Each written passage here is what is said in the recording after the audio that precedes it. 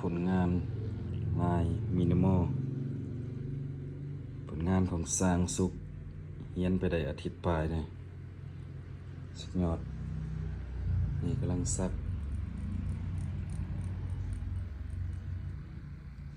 งานละเอียด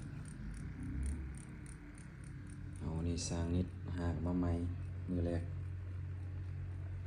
กำลังเฮียนเดินเส้นมือทำยิดของการมาเฮียนนะเฮียนหูอุปกรณ์ต่างๆแล้วก็